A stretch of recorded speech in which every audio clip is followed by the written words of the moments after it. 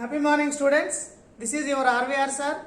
In the previous class, we have been discussed the several concepts of applied physics in the unit 1, that is nothing but interference.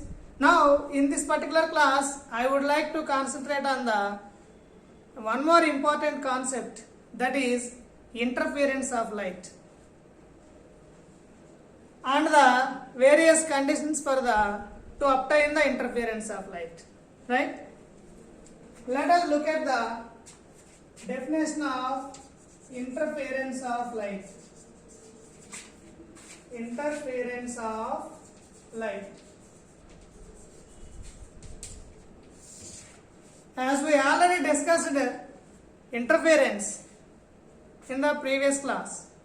What do you mean by interference? Interference is nothing but when two or more waves simultaneously traveling in the medium having same amplitude, same frequency and same direction, if they superimpose over each other, then the resultant phenomena or the produced phenomena, we call it as interference. Now, what is the difference between interference and interference of light waves? There is a simple difference, that is, if the two waves are light waves having same amplitude, same frequency, traveling in the same direction, superimposed over each other, then interference of light is produced. Or that phenomena we call it as interference of light. Then, if you look at the interference of light,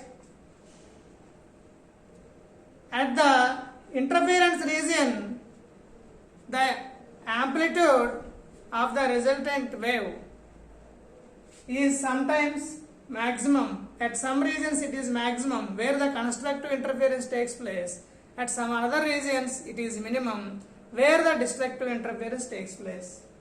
So, the produced interference pattern, we call it as interference fringes or interference bands. This is regarding the interference of light. I am repeating the definition of interference of light. All of you listen carefully. When two or more light waves of same amplitude, same frequency, traveling in the same direction, superimposed over each other, then the resultant phenomena, we call it as interference of light. That means the resultant amplitude gets modified. At some regions the resultant amplitude is maximum, at some another regions the resultant amplitude is minimum. Where the resultant amplitude is maximum, in the sense there the constructive interference takes place, and at regions where the resultant amplitude is minimum, in the sense where the destructive interference takes place. That is regarding the interference of light. Now, if you observe the examples for interference of light in our daily life, we have been experienced the interference of light at several instances. For example, now if you wash your hands with a soap solution, if you observe the soap bubble, then we can able to observe beautiful colors appearance on the soap bubble, and that too those colors will going to changes. The changing in the colors of soap bubble is the best example for the interference of light, where the light is incident on the soap bubble. From the top surface of the bubble some light gets reflected, and from the bottom surface of the bubble the remaining part of the light gets reflected. As a result, these two reflected light rays are traveling in the same direction, superimposed over each other, hence interference pattern is obtained. That obtained interference pattern we are observing in the form of colors on the surface of the soap bubble. This is one of the example for the interference of light. And the second one is, in the rainy days we are generally observing the oil drops floating on the water. If the sunlight is falls on that oil drop, then we can able to observe the beautiful colors appeared on the oil film. So that is also due to interference of light. And if you observe the nature, we are having peacocks, peacock tails. We are having beautiful colors appears on the tail of the peacocks.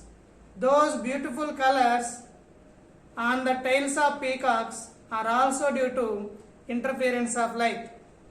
Anyhow, we are going to discuss how that interference takes place in the soap bubble as well as in the case of oil flickers or oil slickers and the tail of the peacock also. Now, I am going to discuss about the conditions for the observation of good interference fringes. Conditions for observation of good interference fringes or conditions for interference of light. We are having three major category of conditions. The first one is conditions for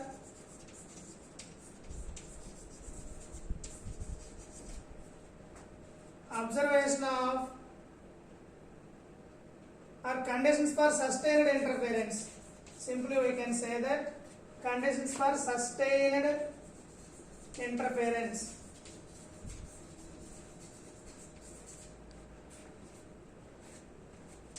There are three important conditions for the sustained interference. Number one, the two light sources must be coherent. Coherent in the sense, the light sources, the waves emitting from the light sources doesn't have any phase difference. The phase difference between them is constant or zero. The second one is the two light sources must emit waves continuously of same time period and same frequency. That is the second important condition. The two light sources must emit the waves continuously having same time period and same frequency. And the third one is the two interfering waves which are undergoing interference must have same state of polarization. The two interfering waves must have same state of polarization. What does it mean? That means in the polarization we are having several types.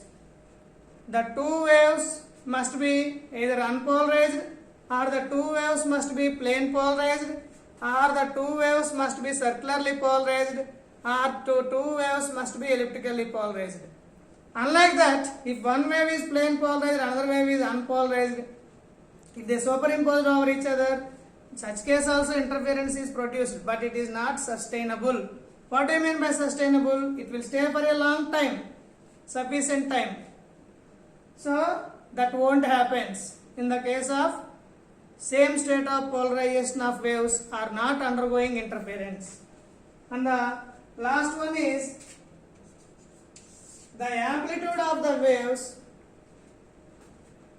must be, or the waves must have same frequency. Simply we can say that the frequency of the interfering waves must be same, or the wavelength of the interfering waves must be same. These four are the conditions required for the observing the sustainable interference. The next one is what we call it as conditions for observation of good fringes. Conditions for observation of fringes or good fringes. In order to observe the good interference fringes, what are the conditions? The first one is the two light sources, or the separation between the two light sources must be small, and the separation between the two light sources and the screen must be large. That is the next one. The distance between the sources and the screen must be as large as possible. And the next important condition to observe the good fringes is the background must be dark.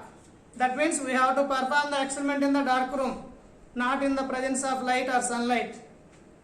And the next one is conditions for good contrast between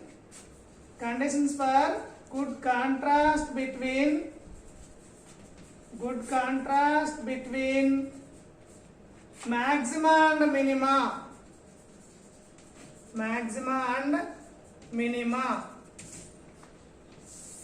What do you mean by contrast? That is difference. In order to differentiate the maximum fringe and minimum fringe, what are the conditions?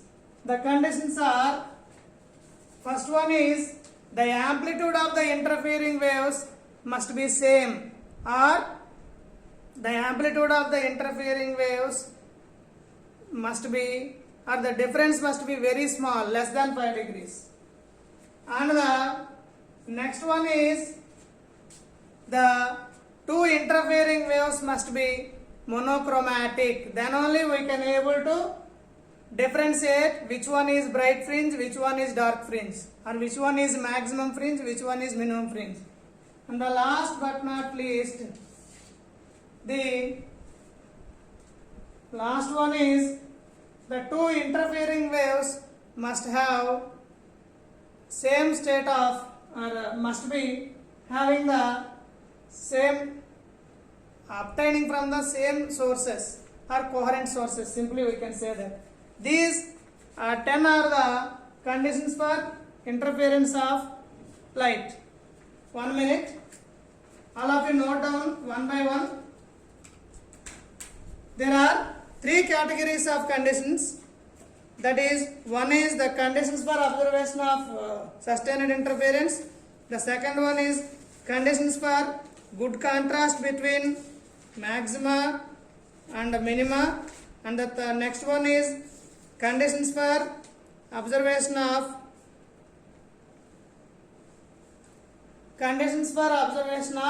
good fringes. Here the 10th one is one more important one, that is the two sources must be very narrow, or they must be extremely small. Then only we can able to observe the maxima and minima. We can able to differentiate the maxima and minima. So all of you note down these 10 conditions for interference of light. In the next class, we will discuss the remaining concepts, that is interference in thin films by reflection, etc. All of you note down it. Thank you. If you have any doubt, please ask me.